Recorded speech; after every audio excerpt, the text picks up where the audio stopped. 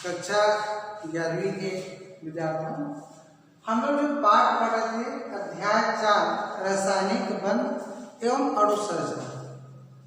आपको ये बताया गया था कि रासायनिक बंध कितने प्रकार का होता है। यहाँ तक बताया गया था इसमें रासायनिक बंध 3 प्रकार का होता है।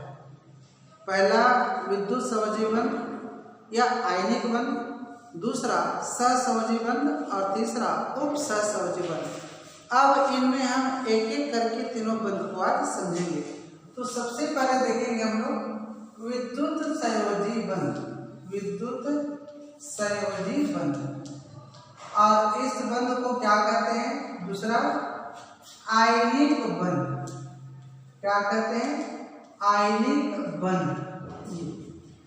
तो ये क्या है और किन किन तत्वों के बीच में बनता है? तो बहुत ध्यान से समझोगे इसको कि आयनिक बंध शब्द से स्पष्ट हो रहा है कि जो इस बंध से यौगिक बनेंगे, तत्व मिलकर यौगिक बनाएगा। इस बंध से जो यौगिक बनेंगे वह आयनिक यौगिक होगा। और आयनिक यौगिक किसे कहेंगे? जिसको जल में डाल देंगे तो 2 आयन में टूट जाएगा, धन आयन और ऋण आयन। ऐसे यौगिक को कहते हैं आयनिक यौगिक। और आयनिक यौगिक में जो बंध होता है उसे कहते हैं आयनिक बंध। जैसे NaCl, नमक को पानी में डाले तो Na धन आयन और Cl ऋण आयन।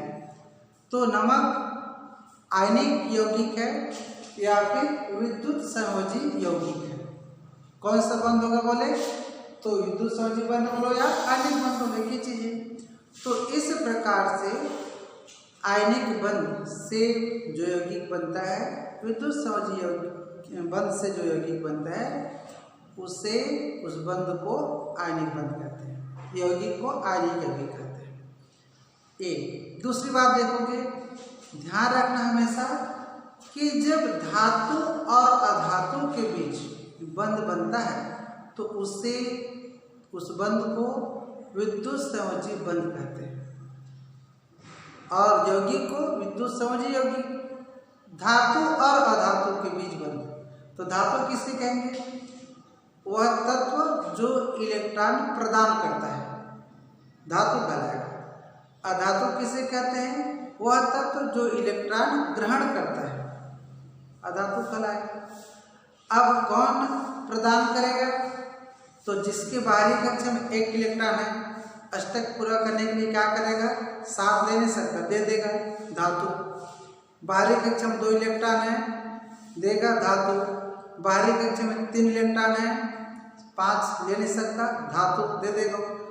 बाहरी कक्षा में 4 इलेक्ट्रॉन है तो देगा नहीं, लेगा नहीं, बल्कि साझेदारी करेगा, क्योंकि 4 मेरे पास है, 4 उनके पास है, तो साझेदारी करेगा।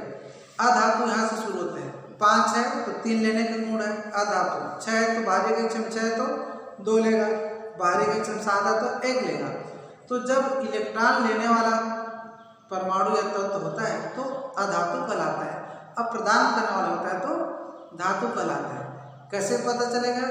आप परमाणु क्रमांक याद किए हो, परमाणु क्रमांक माने इलेक्ट्रॉन की संख्या, कक्षा में बांट दो, बाहरी कक्षा को देख लो, पता चल जाएगा कि धातु है कि अधातु है। तो विद्युत संयोजी बंध को हम एक उदाहरण से समझेंगे पहले। जैसे Na+Cl मिल के बनाया NaC। क्लियर हो गया? अब यहाँ पर देखोगे Na2 8 1 परमाणु क्रमांक 11 क्या करता है? ये 1 इलेक्ट्रॉन त्याग देता है, 1 इलेक्ट्रॉन को त्याग। Cl2 8 7 ये क्या करेगा? 1 इलेक्ट्रॉन ग्रहण के, प्लस माने लिया अपने पास, तो क्या हो गया? ऋण आयन हो गया। तो Na धन आयन प्लस Ca ऋण आयन मिल के बनाया NaC। यही हुआ ना?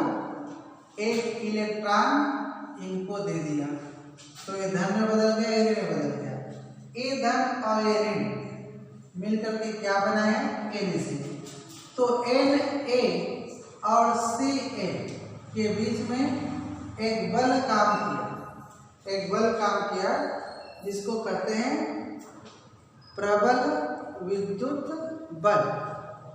इस बल से प्रबल विद्युत आकर्षण बल, इस बल से जो बंध बना है उसी बंध को कहते हैं विद्युत संयोजी बंध। और इस बंध से जो यौगिक बनेगा, कोई भी यौगिक, उस यौगिक को कहोगे विद्युत संयोजी यौगिक। समझ में आ गया? तो यहाँ पर धातु कौन है? सोडियम, इलेक्ट्रॉन देने वाला। लेने वाला कौन है? क्लोरीन अधातु। तो धातु और अधातु के बीच जब बंध बनता है तो उसे कहते हैं विद्युत संयोजी बंध।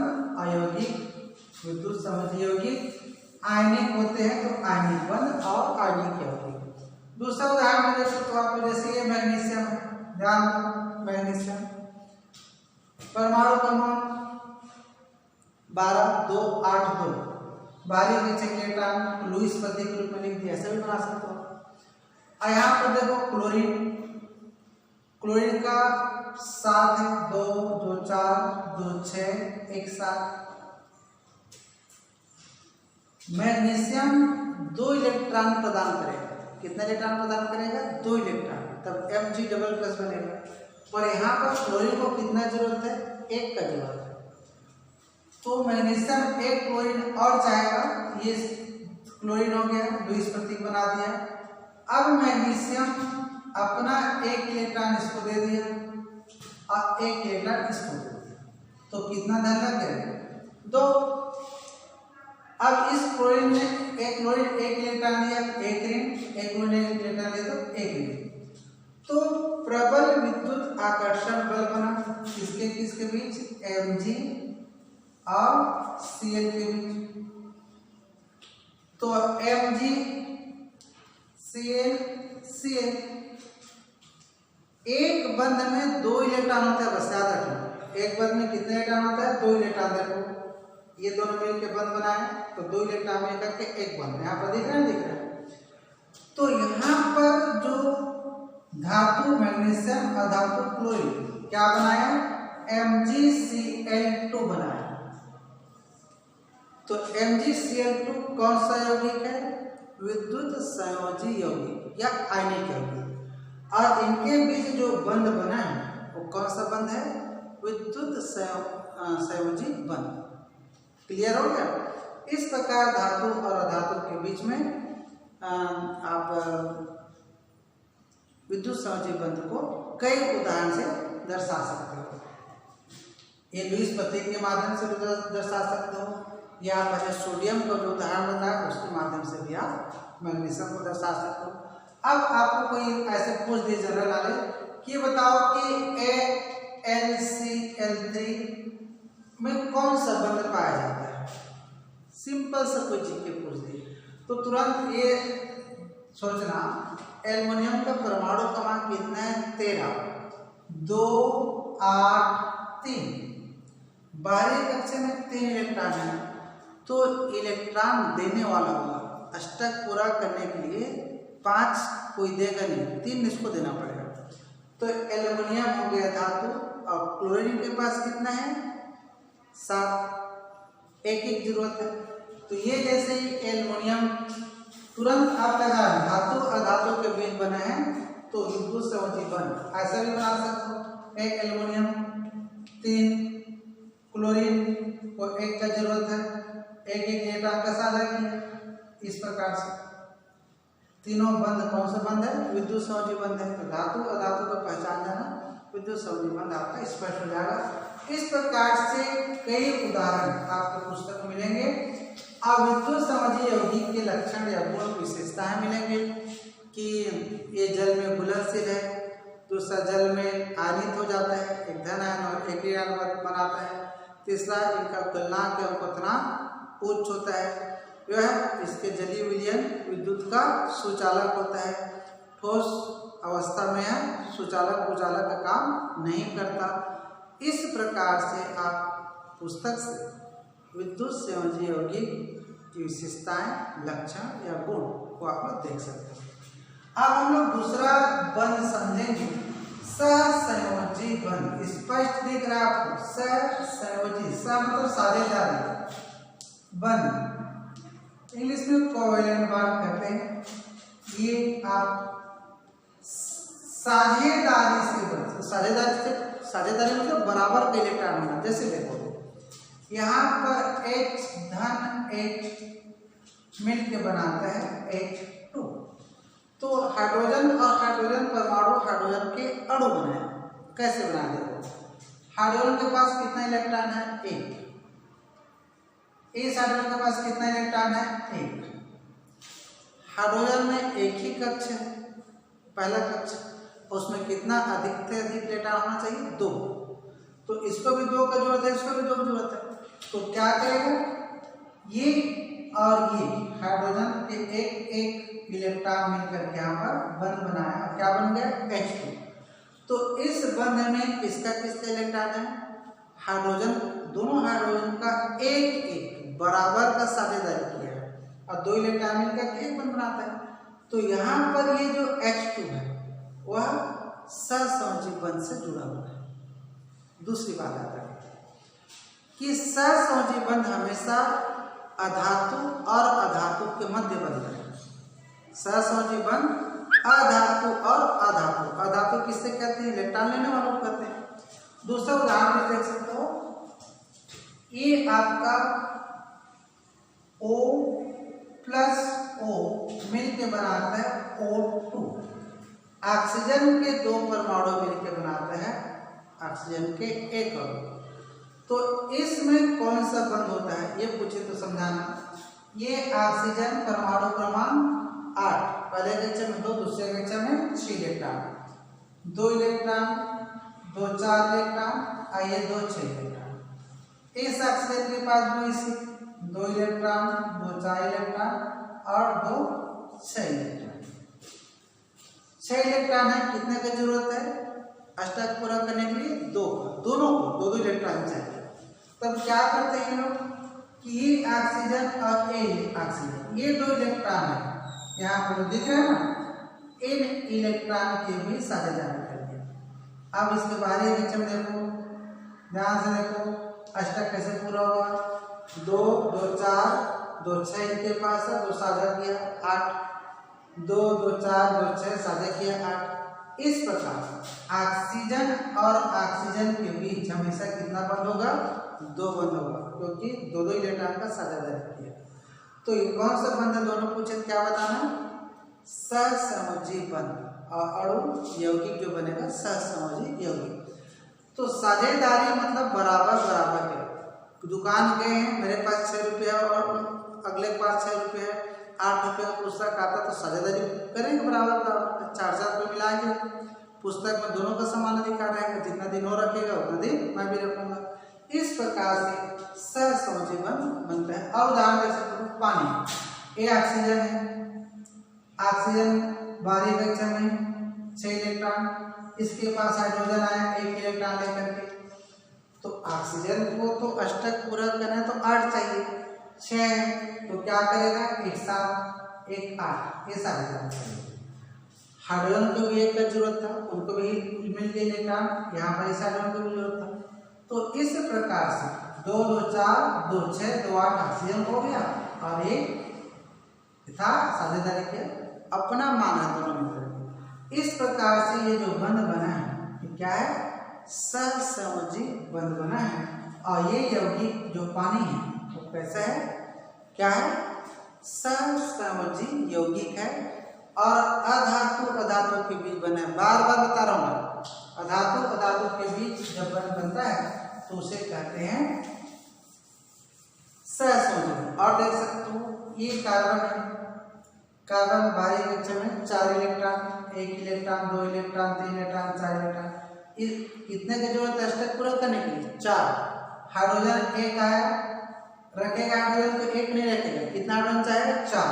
हाइड्रोजन को 1 की जरूरत है। ये इलेक्ट्रॉन हाइड्रोजन कैसे भी दर्शा सकते हो। अब यहाँ पर जो बंध बनेगा 2 इलेक्ट्रॉन मिलकर 1 बंध बनाता है, ये CH4 सूत्र हो जाएगा मीथेन। कौन सा बंध है? चारों सहसंयोजी बंध है, अधातु अधातु के बीच में बने इस पर दिख रहे हैं। तो CH4 सहसंयोजी यौगिक है और जो बंध है सहसंयोजी बंध है। कार्बन के यौगिक है तो ध्यान रखोगे सबसे ज्यादा यौगिकों की संख्या कार्बन के यौगिक मतलब कार्बनिक यौगिकों का है। पॉइंट खास करके नोट करोगे, कार्बनिक यौगिकों की संख्या सर्वाधिक है और कार्बनिक यौगिक हमेशा सहसंयोजी ही होता है। कार्बनिक यौगिक में केवल सहसंयोजी बंध होता है। विद्युत संयोजी बंध अब कार्बनिक यौगिक में होता है, कार्बनिक में भी हो सकता है, परंतु कार्बनिक में केवल एक सहसंयोजी बंध। तो इस प्रकार कोई उदाहरण से 50 उदाहरण आपको पुस्तक में दिए हैं सहसंयोजी बंध को समझने के लिए। असहसंयोजी यौगिक के गुण लक्षण या विशेषता को आप लोग देख लोगे। तीसरा क्या बताया मैं? उपसहसंयोजी बंध। ये उपसहसंयोजी बंध कोऑर्डिनेट बंध। ये उपसहसंयोजी बंध को बहुत ध्यान से समझो कि उप शब्द लगा है, सहसंयोजी में उप। ये देखना आपको कि एक उदाहरण से मैं समझा रहा हूं आपका। जैसे ये हो जाएगा HOH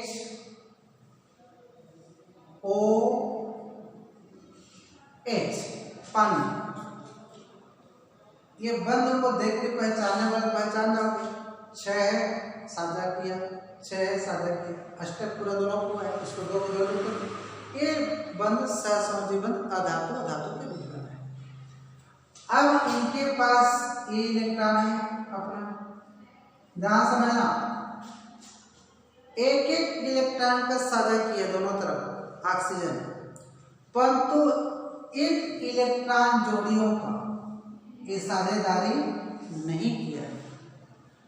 तो इस में जो इलेक्ट्रॉन है, इस इलेक्ट्रॉन को कहोगे बंधी इलेक्ट्रॉन। बंध बनाने में भाग लेने वाले इलेक्ट्रॉन को क्या कहते हैं?